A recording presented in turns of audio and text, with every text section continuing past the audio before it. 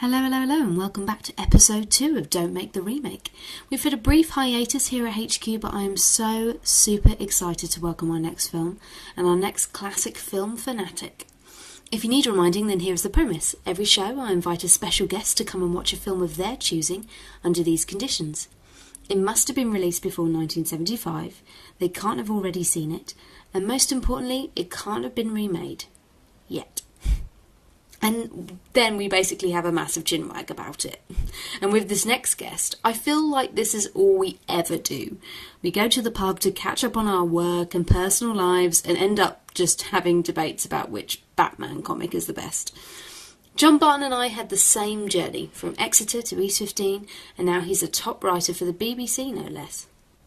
For his film choice tonight, we've decided to delve into one of the great acting giants of the 20th century. Al Pacino, and in one of his lesser-known roles, mainly because it was made in a Godfather sandwich, Serpico. It's just what you want out of an Al Pacino film. It's gritty, explosive, and full of great 70s facial hair. And with tales of police corruption ever present in the US, and round the world for that matter, it is a must-see. So we are here with John, and John Barton. Hello. And we've just watched Serpico. I say watched. We did talk all the way through it. We did, but that was because the sound was interesting. The sound was interesting. But what you noticed is that you watched the film like that and you realise how brilliant Sidney Lumet actually was, because you can watch it and you understand the story. You can't hear anything, but it's all visual, it's all cinematic. But Al Pacino doesn't really talk that much in terms of dialogue anyway, does he? Like, he's all about, like, the sort of infamous stare. Like the sort of... Yeah, that's true, and he is quite intense in this. But specifically in the first 10 minutes, you watch this, and it's all just build up. And the only story that's really happening is, hey, here's Serpico, and he's a cop, and that's actually all that's happening. And it takes them 10 minutes. Yeah. And you totally get it. And there's a lot of that going on throughout the film, where there are things happening, and you go, I understand. Yeah. Just because of the way it's shot, or the way it's dealt with, or it's handled. Yeah. Yeah. So we were saying earlier, when we were watching it, that this is one of Al Pacino's first movies, because he was only recently just cast in The Godfather Part 1. Yes, The Godfather was 1972. And this is 1973? And then Part 2 of The Godfather was 1974. Yeah. So he would have worked fairly regularly after that, but to do 3 films of that size back to back, it's kind of an incredible feat. He was hot property though, wasn't he? He was, but I feel like it's probably quite significant that he did. He was in The Godfather, where he was playing a ruthless gangster with no morals. And in this, he plays a moralistic cop who is honest and doesn't want to be corrupt and wants to tell the truth and do the right thing. And gets frustrated when he can't. Yeah, and even in the actual look of this guy. So that thing we were talking about, where he kind of ends up in Greenwich Village and he's undercover. Yeah. So he's got this full mane of hair and this massive beard and this endless wardrobe. Hipsters in Shoreditch should watch this movie, because you learn a lot. And he's just wearing a different outfit all the time. I think the costume department were literally like, we're going to have a field day on this. We're literally going to do everything fashionable at the moment. The one ear, the sort of the hoop earring, the sort of leather. I actually want to buy a leather waistcoat now. Didn't you? At one point you went, look, he's got a fish ring. He's got a ring shaped like a fish. He's so cool, Serpico. It was sort of jingling in his hand as well while he was on the phone or whatever. I mean, you think when he takes out a gun, it's got to be a bit cumbersome. And he had a carefully curated apartment with copper pans, with hanging plants and cutlasses on the wall. Basically, Serpico's just got the life I want to lead. Yeah. He's got the flat that I want, with all the sort of decor and all the fancy books on the bookshelves. Yeah. But it felt to me like I couldn't watch this in its... I wanted to enjoy it for what it was, but I couldn't ignore the fact that this was sandwiched between 2 Godfather movies, you couldn't forget The Godfather. Yeah, it's this journey from good to evil, where he's so sharply suited and he represents the elite. And in this film, he's the exact opposite. He's anti-elite. He's undercover. He's down. He's dirty. He's not got a lot of money, and he's not particularly articulate. Yeah. You know, he's just dealing with the situation as he sees fit. And often that's through action rather than words. It's kind of interesting, isn't it? Because, like, obviously in The Godfather Part 1, he's trying to conform to be this sort of big gangster. He's trying to be a conformist in some ways. He's trying to fit in with his family. And in this film, he just wants to rebel. He just wants to move away from it. He just wants to try and do his own thing. Yes. And yes, it may all be like a ruse because he's undercover, but no, and then he starts to really enjoy it. Yeah, definitely. Definitely. Yeah.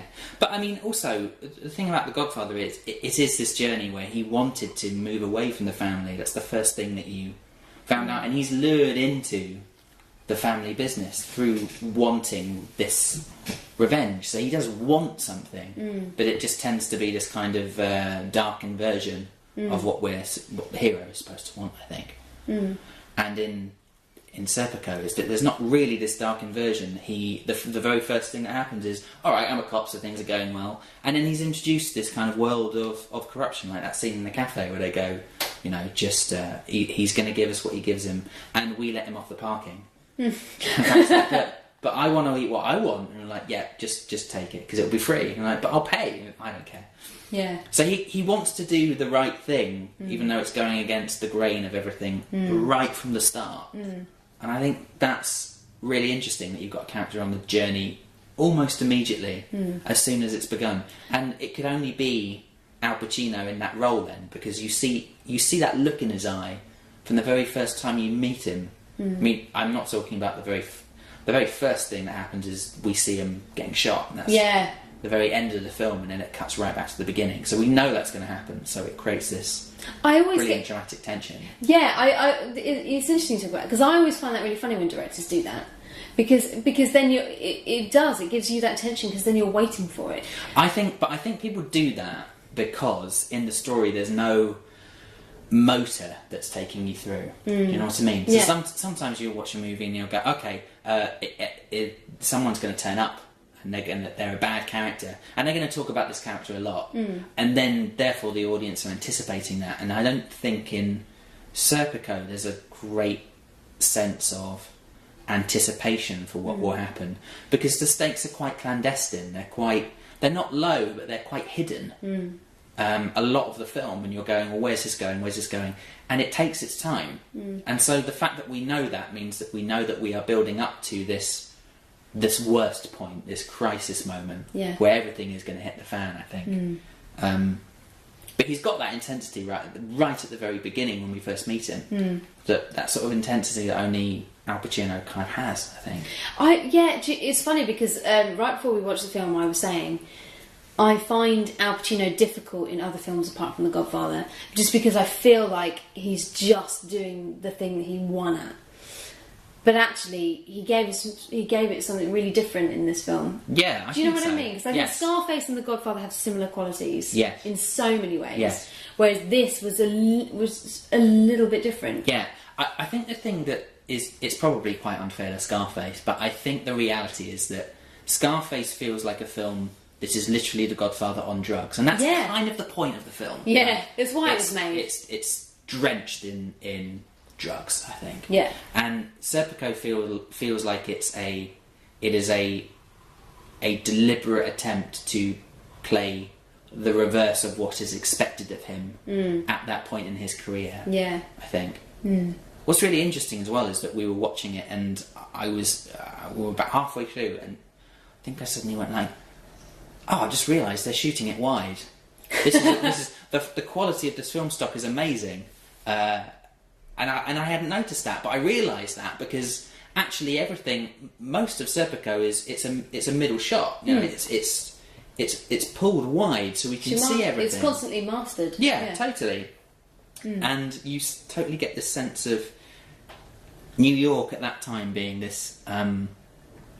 Very morally compromised, very corrupt, very down and dirty, and not the city that we see on television and marketed now. I mean, New York always had that. Has always had that dark side, but in the 70s and 80s, it was quite a grueling place, I think, and you really see it in this film. Yeah. You really see that. Well, I assume they were shooting on location, and it genuinely was. They had it all in front of them. They were, yeah. in the credits they said shot entirely in New York. Yeah, which I love. Yeah. It's because we kind of like, we knew that. But I just love the fact that they were like, just so you know, it's entirely in New York. This isn't San Francisco. Yeah. So how worthy of you, how worthy. So, okay, hypothetically, if it was to be remade, who would you put in that role? Frank Serpico. Yeah. Michael Shannon. Oh, good choice. Well, he's got this darkness. I think you've got to be. I think you've got to be an intense person to carry that off. Could he carry off the hipster looks? Yeah, I think he could. The array of hats. Yeah, I think he could. Yeah, he's quite hipster in Boardwalk Empire. Have you seen him in Elvis versus Nixon? No, but he plays Elvis, doesn't he? Yeah. Is he good? It's amazing. It's actually a very underrated film. I know we're talking about classic film in this podcast, but that is a very good film. But Michael Shannon's actually come like really far in the last sort of 3 or 4 years. Yeah, brilliant. Yeah, that's a good choice. There's something about the 70s that I really gravitate to, because I really like that it takes story really seriously and cinematic storytelling seriously. And I'm not necessarily sure it's fair to say that Francis Ford Coppola started that, because this is a Sidney Lumet movie and he was incredible for his time. And you had these bursts of unbelievable talent and inspiration. Even if you go back to I think I mentioned Bullet earlier, the Steve McQueen film that was made in 1967. And you've got these very long periods of no dialogue. It's all cinematic storytelling, and it takes its time. And we go back to the beginning of that movie, and there's this great big long sequence of he's shot, he's covered in blood, and they get him out of the car and they're taking him through the hospital ward, and it's all one continuous shot. I think it's handheld, but essentially what's happening... No, it is handheld. It is handheld, and essentially what's happening is they're taking him through the hospital into the special unit where they're going to treat him. Now, if that was a film made today, they would have cut all of that because it was like, it's not important. But Lumet's understood the build-up to us trying to understand why he's been shot and what that is about. He knows we're looking for those clues. He also knows that he's not going to give those to us at the beginning of the film. So it's a really, really smart fake-out. And you wouldn't get that if you edited as fast as...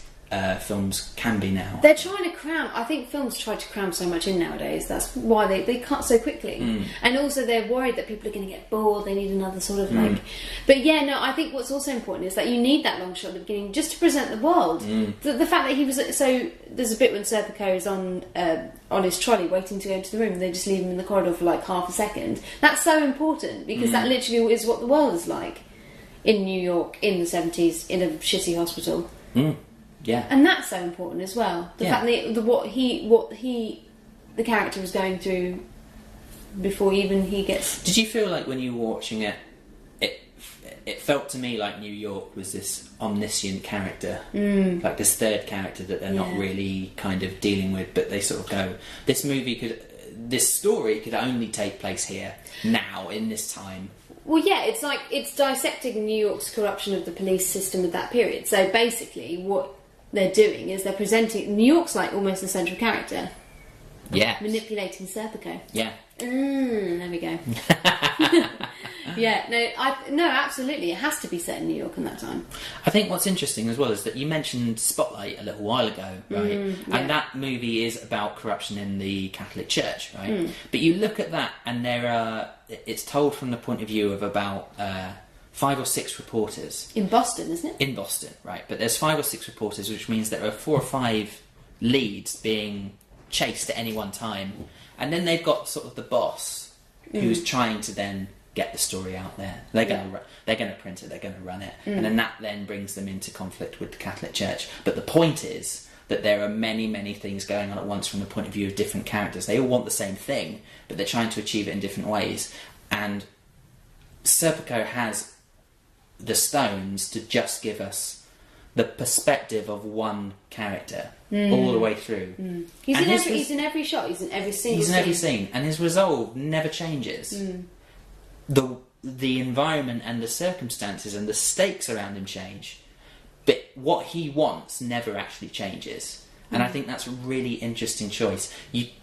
And I think that's testament to the patience of filmmakers, 40 years ago, where they knew that the power of the story was there for the audience's taking. You just couldn't do that now, I think. Yeah. So it's actually a really, really good example of just a movie where they go, yeah, we can remake it, but why would you? Because it's just perfect on its own, and it exists in that world. Do you think there's been a good TV show or film in recent years that has told the story of New York in such a way? Like we talked earlier about The Get Down. Yeah, I think The Get Down is a really good analogy potion of for the that. city. Yeah, I think it's really good. And The Get Down is set in the late 70s, I think. So it's the point where there's lots of riots going on and New York's burning, and it's the rise of the hip hop scene. So that's a very specific sort of microcosm of history, I think, for New York. I don't know. I think The Wire does it very successfully for Baltimore. Oh yeah. I think, but for New York, I'm not Peaky sure. Blinders, Birmingham. Yeah, that's true. So. That's true. I think New York is difficult because it seems to be this. It's a constantly changing thing, and it's always at the vanguard of change. So you've got Greenwich Village, and you've got the rise of music, and you've got the rise of cinema, and now it just seems like New York is just getting blown up all the time. Yeah. But it doesn't really seem like anyone's interested in telling stories about New York in the past. I think that's probably to do with its criminal element, because it was insane back then. Yeah, like it's so funny. I was talking to someone because I went to go see The Life, the musical, which is about prostitution in New York in the 70s. So Times Square, which is now what we know as a massive tourist attraction, all the bright lights, all of the Broadway stars. But actually, in about the 70s, it was where you went if you wanted to hook up. It was where it was where all the disco scene kind of really took off, and all the underground AIDS crisis that went on over there was all happening in that sort of Times Square area, and it was just a shithole basically. And you're right. I think it's only through the 90s and the early noughties that Times Square and the power of advertising that Times Square's really become a different place. Yeah, I think it's probably a victim of its own success as well, because as Wall Street garnered power, it's now become quite important for New York to be seen as a certain thing, this kind of powerhouse, this kind of mecca of capitalism, and it can only ever be seen like that in certain eyes, I think. I think it's a victim of circumstance. So now everyone talks about New York, they talk about it being a post 9/11 environment, and you can't really talk about New York without talking about that. Yeah, I think such a big event, yeah. Because it was a magnet for that kind of event, and I think New York is going to be a magnet for lots of different kinds of events. But what's interesting about this film is it's actually quite a quiet film, because it is about one police officer who decides that he's going to take on a select group of people that are working in corruption in the police department. He's not taking on the whole department, he's taking on a select number of people, and that's fascinating. I feel like now they go, we need to raise the stakes. It needs to be New York itself. He needs to literally save the world. Yeah, it needs to be this huge twist where the New York Police Department is also working with aliens. Yeah, aliens or the FBI or all the criminals in New York's criminal underworld, or the Five Families or whatever. Or he discovers when he's searching through the alleyways of New York, Michael Jackson is still alive. Shooting Thriller or whatever. Do you know what I mean? Like it's really simple. Yes. It's kind of like, although it is about a major, and it's a true story about major corruption in New York, it is a really simple story. Yeah. But also, there is this relationship with greed as well, because he rejects it. He totally rejects it. And that fantastic scene when they're in the restaurant with the lobster, and he's just looking at him he's looking at the police chief eating the lobster like, you piece of shit. Yeah, saying, so I'm going to give you this money that I found. The chief's like, that, keep it. But do you notice how actually there is a capitalist sensitivity in the film, because there's slogans everywhere. You see Marlboro, 7-Up, Coca-Cola. Coca-Cola. Everywhere you look, they're in a meat market at one point. It's not a celebration of New York, but it is an acknowledgement of its identity, I think, at that time.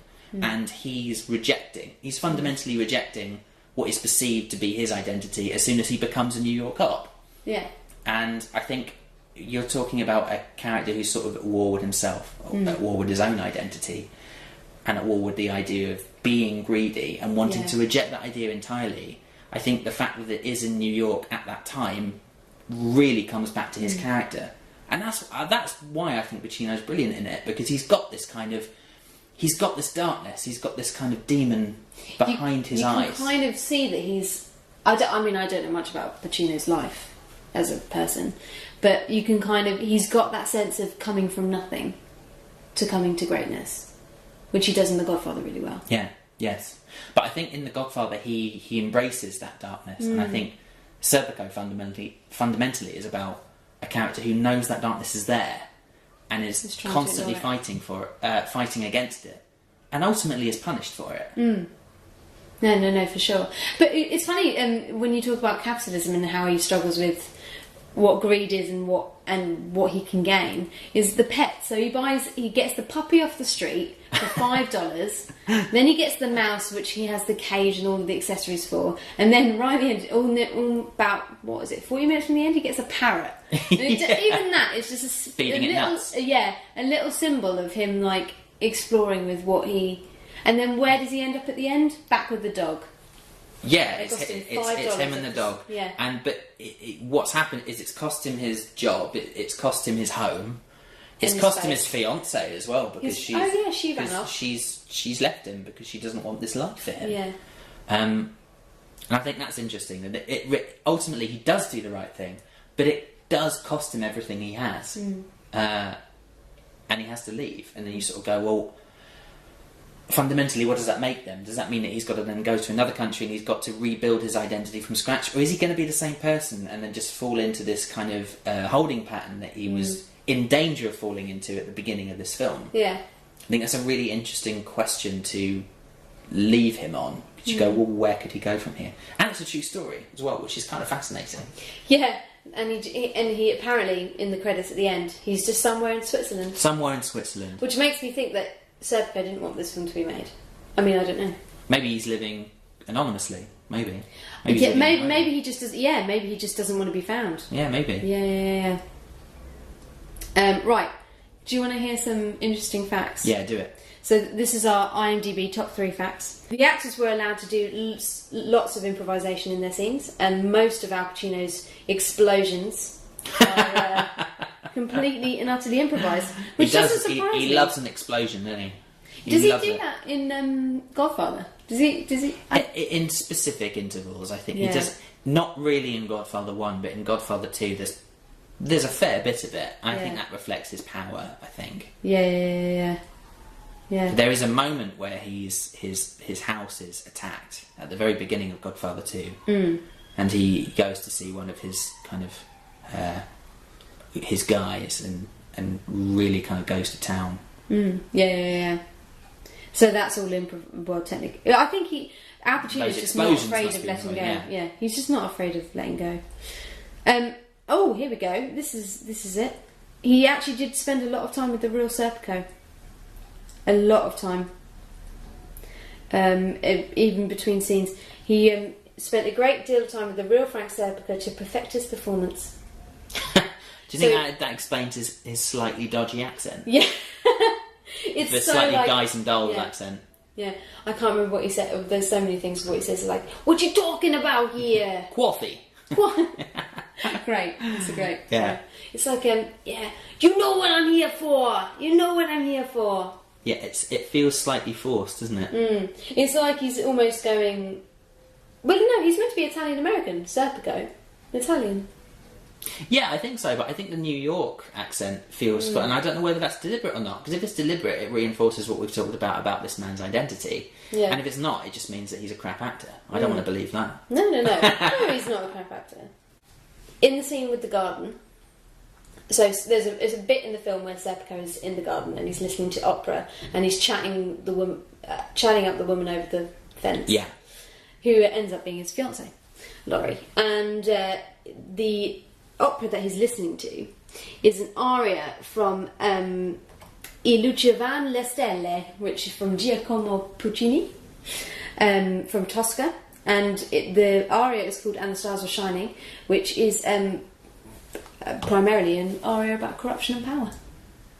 Yeah, you see, this is the thing. I just feel like there is this there is this extra level that you get when you go into films that were made in the 20th century, in the first 60 years, 70, 75 years, 80 years of cinema's life, and you get this extra layer of nuance and detail and that was what cinema was there to do. Yeah.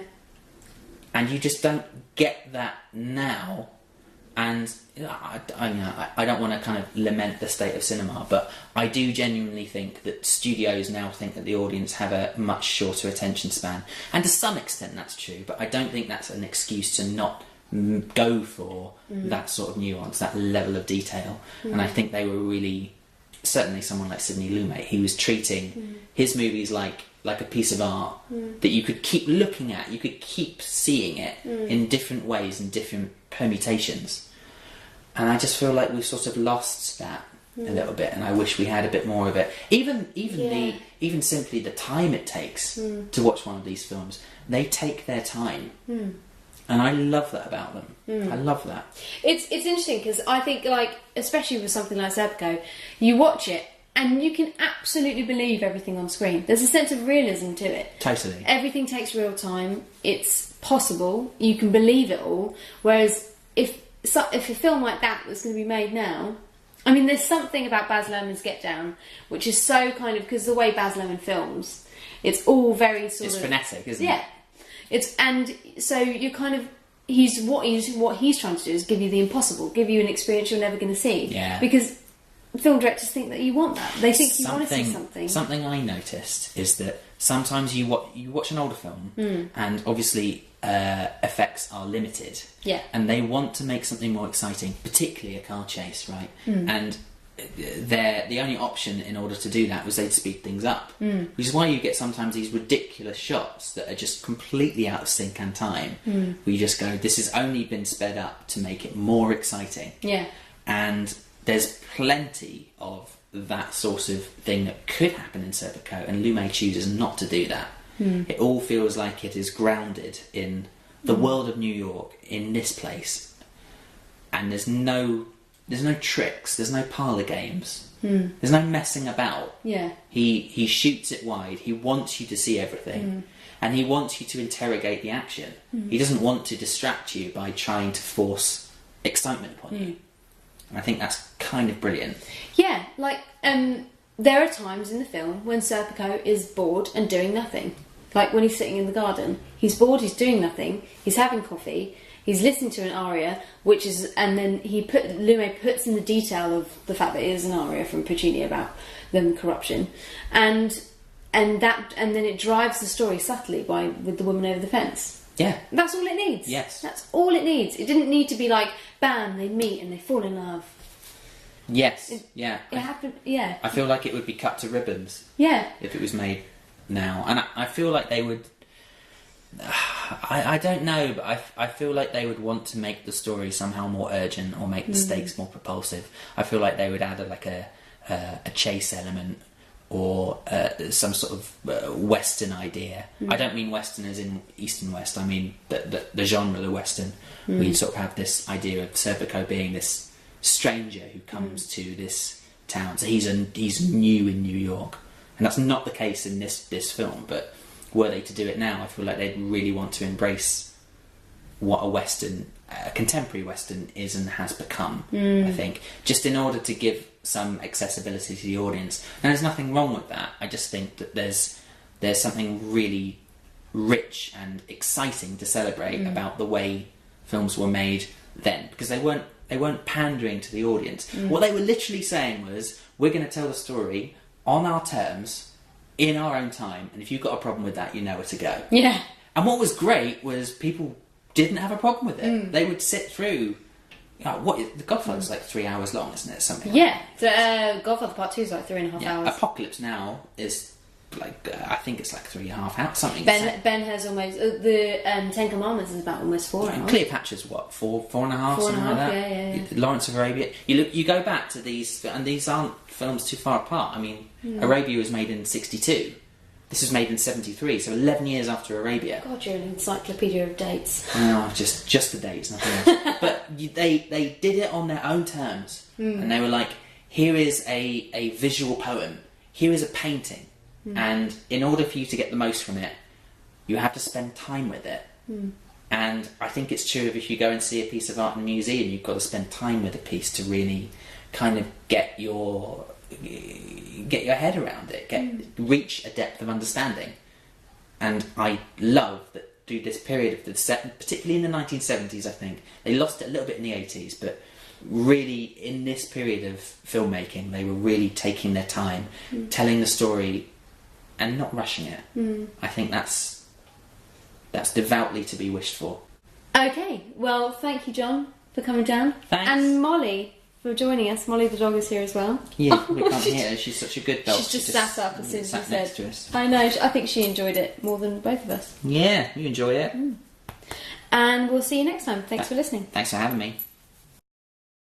I told you he knew his stuff. Thank you for tuning into this episode of Don't Make the Remake. Next time we'll be returning to New York, but going back a couple of decades with the Marilyn Monroe classic, How to Marry a Millionaire. And I will be joined by a real New Yorker, the lovely and brilliant Ashley Kaplan. See you then.